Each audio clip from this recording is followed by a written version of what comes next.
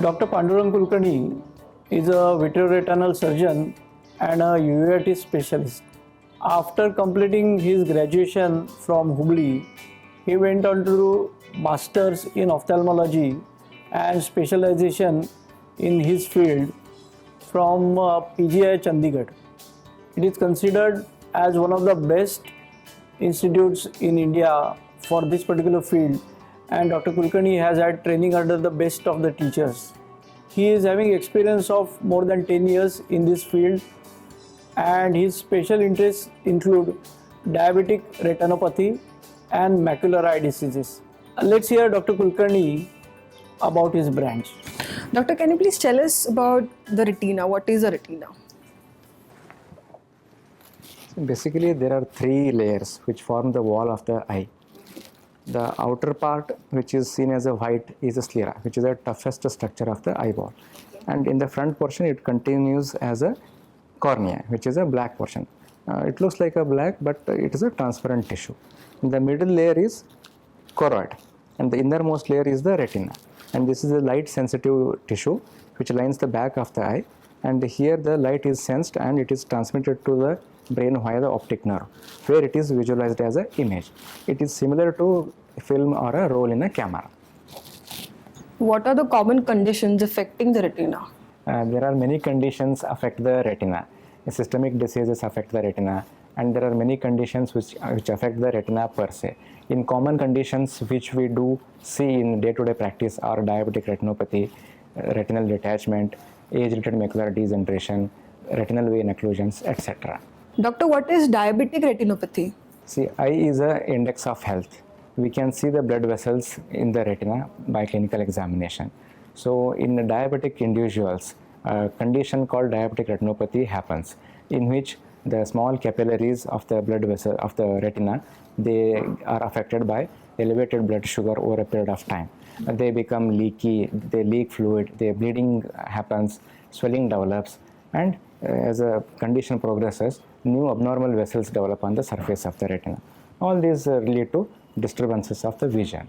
So, doctor, who is at risk for diabetic retinopathy? So, patient having diabetes, either type 1 or type 2, or diabetes seen in pregnancy, is a most important factor for development of diabetic retinopathy. And associated factors are like duration of diabetes and control of sugar levels and associated hypertension, lipid derangement and kidney function derangement all add to the progression of diabetic retinopathy. Doctor, what are the symptoms of diabetic retinopathy? In the early stage of diabetic retinopathy may not have symptoms. As the condition progresses, one can have a moderate loss of vision. And in the further condition progression, one can have floaters, like moving dots in the visual field. And as it progresses further, a more severe loss of vision can set in. How is diabetic retinopathy diagnosed? Comprehensive examination including eyesight testing, eye pressure recording, pupillary reactions are noted. Then eye is dilated with a dilating eye drop. Then retina is examined to look for changes of diabetic retinopathy. And investigations like fluorescein angiography and optical coherence tomography are used for documentation and treatment and follow-up of diabetic patients. In fluorescein angiography, we inject a fluorescein dye through one of the arm veins, and as the dye circulates, we take a retinal photography. Optical coherence tomography takes a cross-section of the retina. We can quantify the retinal swelling, and it helps in the follow-up after treatment. Doctor, what are the treatment modalities of diabetic retinopathy? So, controlling of systemic parameters, that is blood sugar levels, blood pressure, lipid profile, kidney functions, hemoglobin is essential. Swelling of the central retina, that is macular edema, is treated by injection inside the eye. Various anti-VEGF steroid injections are available, and sometimes laser is also utilized for treating the center of the retina.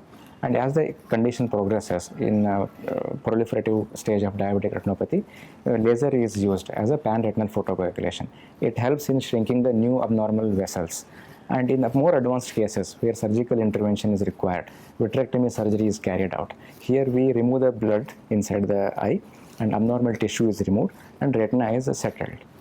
Doctor, how can people with diabetes protect their vision?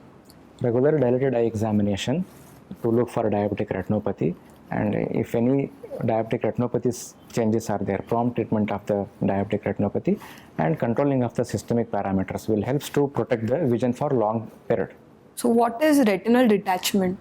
The middle of the eye is filled with a clear fluid jelly called vitreous, and it is in contact with the retina. As the age advances, it liquefies and it moves away from the retina. And in majority of the patients, there is no problem. It happens without any sequelae. And at times, what happens is while separating, it can cause a tear in the retina. And once there is a tear formation, fluid can seep through the break and it can lift off the retina from its deeper attachment. It is called retinal detachment. So, doctor, who is at risk of developing retinal detachment?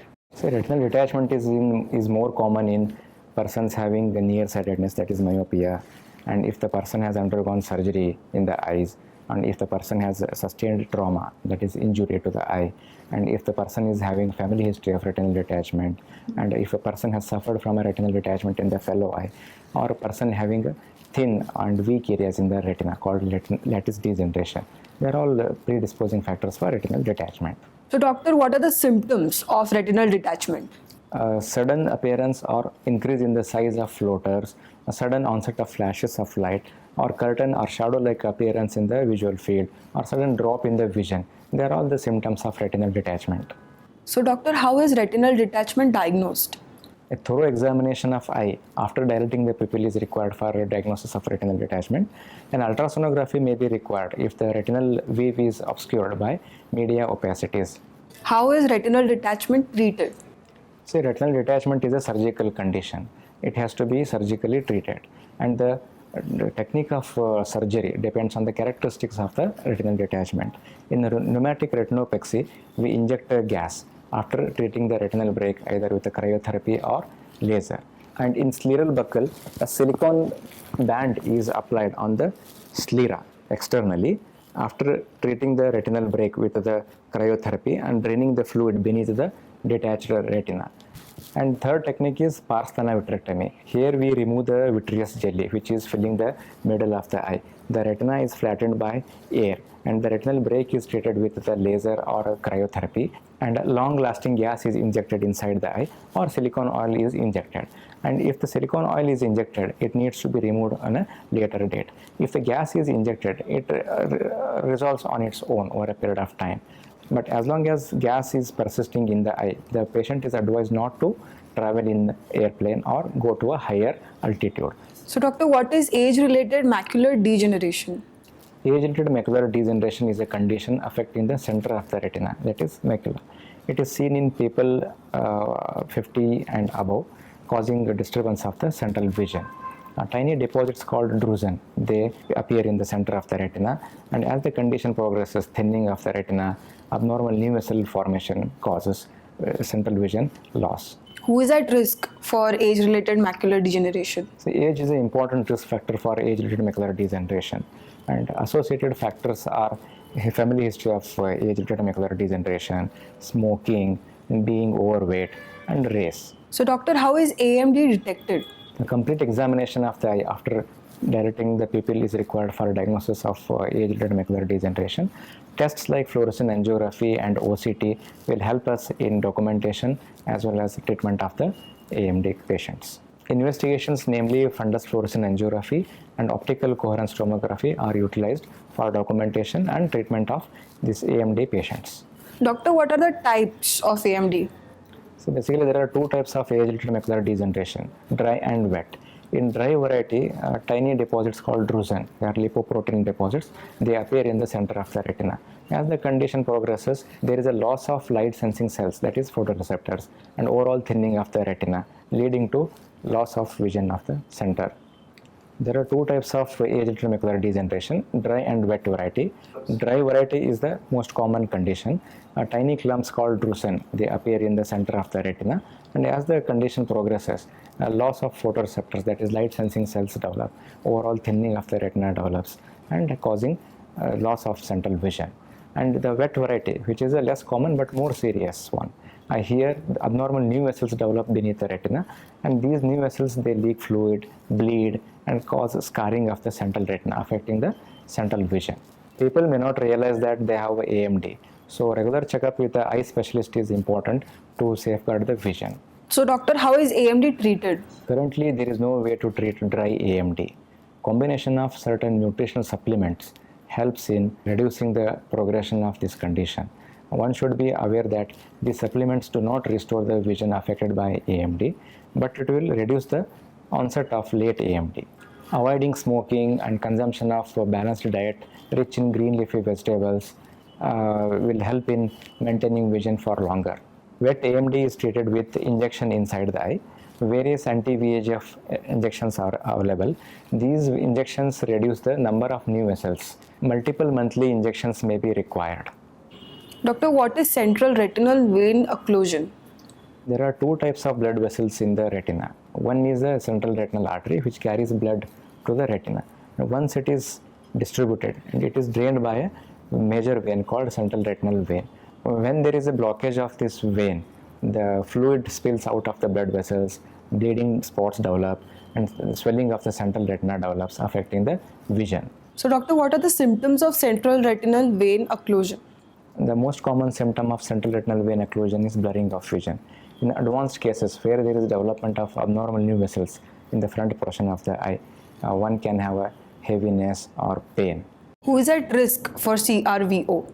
Central retinal vein occlusion is seen in people aged 50 and above. Other risk factors include diabetes, hypertension, glaucoma. Doctor, how is CRVO detected? Complete examination of the eye will help us in making the diagnosis of central retinal vein occlusion.